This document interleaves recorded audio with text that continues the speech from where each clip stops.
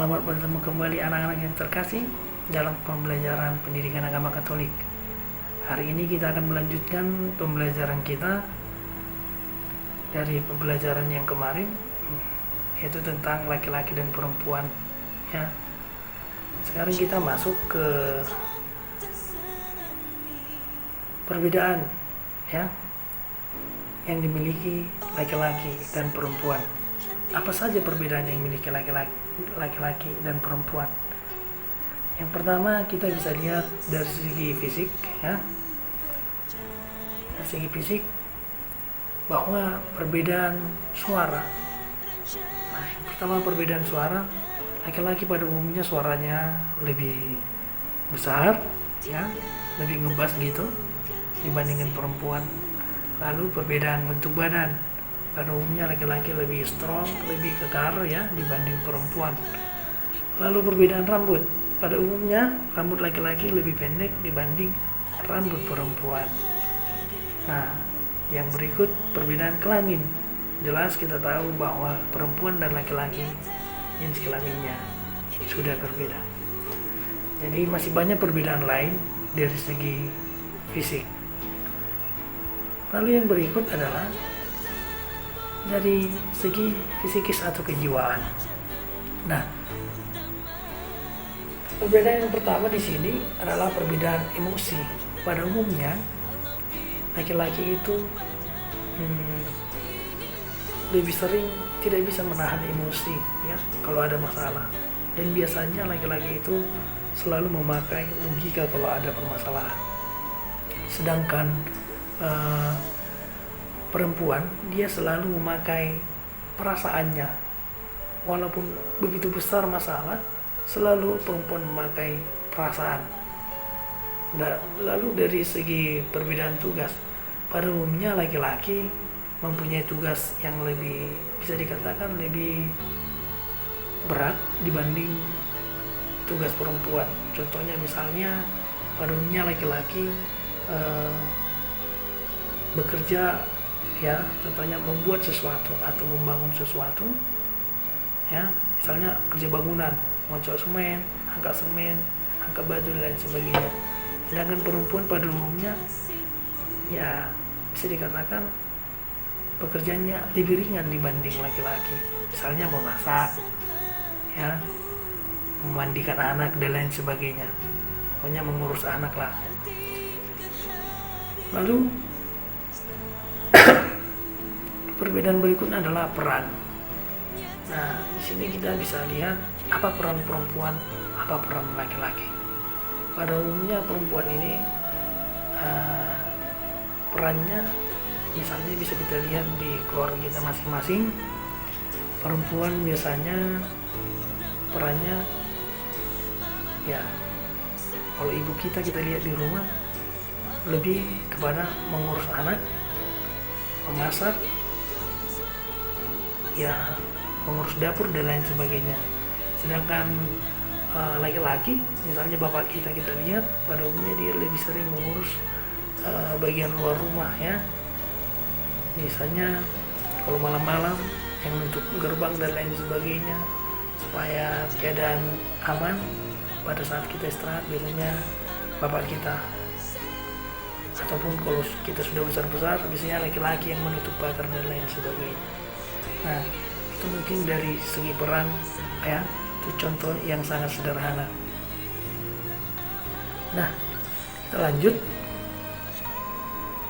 Nah, anak-anak yang terkasih, pada umumnya laki-laki dan perempuan itu dibedakan secara fisik dan fisikis itu tadi yang kita lihat di dalam slide yang tadi.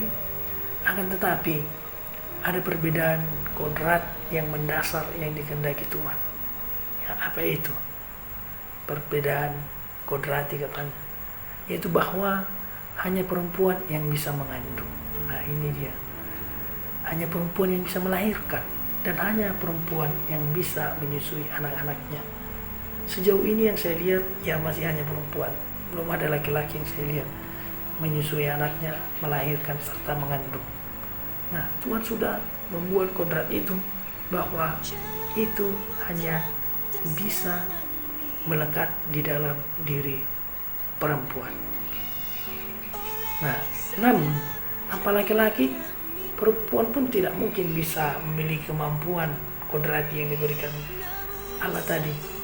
Maka di dalam hal ini tampak bahwa perbedaan kodrati laki-laki dan perempuan terarah untuk saling melengkapi dan menyempurnakan.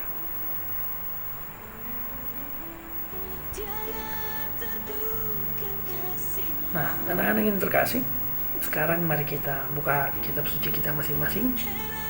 Ya, silakan ambil kitab sucinya, siapkan, kita buka. Yaitu kitab Kejadian bab 1 ayat 26 sampai dengan 28. Yaitu yang menceritakan tentang Tuhan menciptakan laki-laki dan perempuan. Demikian isinya.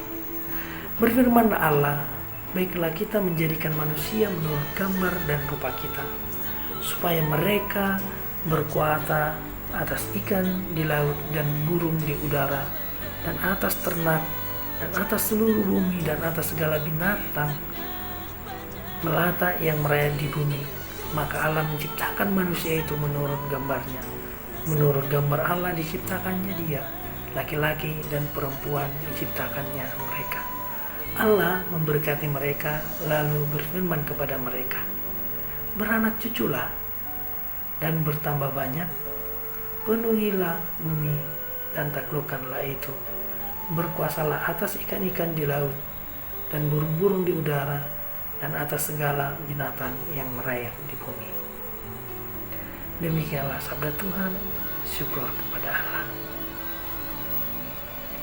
Anak-anak yang terkasih, sekarang kita masuk ke pendalaman kitab suci yang baru saja kita baca. Ya. Allah menciptakan laki-laki dan perempuan yang disebut itu dengan manusia menurut gambar dan rupanya. Lalu setelah Allah menciptakan manusia, Allah juga memberikan perbedaan kodrat antara laki-laki dan perempuan. Tadi Pak Guru sudah jelaskan apa perbedaan kodrat itu. Nah, namun keduanya memiliki derajat yang sama di hadapan Allah. Tidak ada yang lebih tinggi, tidak ada yang lebih rendah. Jadi sederajat di hadapan Allah mereka, yaitu laki-laki dan perempuan, sama. Mereka bertugas membantu Tuhan untuk melahirkan manusia baru dan menguasai alam lingkungannya. Jadi di sini manusia disuruh untuk melestarikan alam. Dikatakan tadi beranak cucu dan bertambah banyak. Kuasailah bumi, ikan-ikan di laut dan lain sebagainya. Lalu kita disuruh untuk melestarikan lingkungan. Lalu Allah juga berfirman,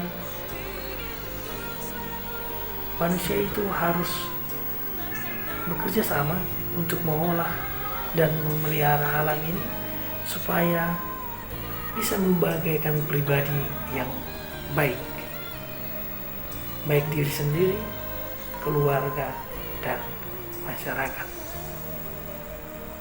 Jadi anak-anak kami yang terkasih,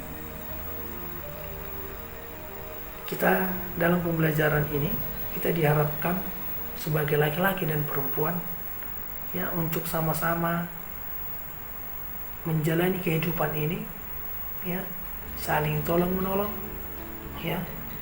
kalau ada kesalahan kita saling mengampuni, kalau ada teman kita yang kesusahan kita bantu,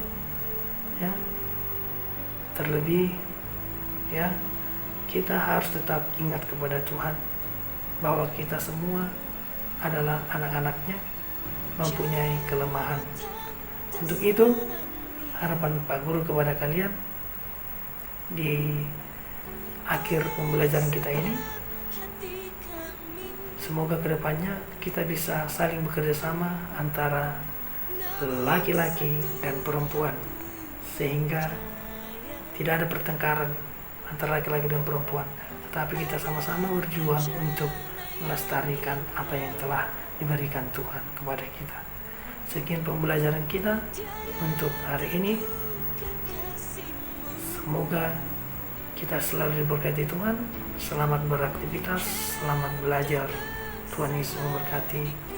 Terima kasih.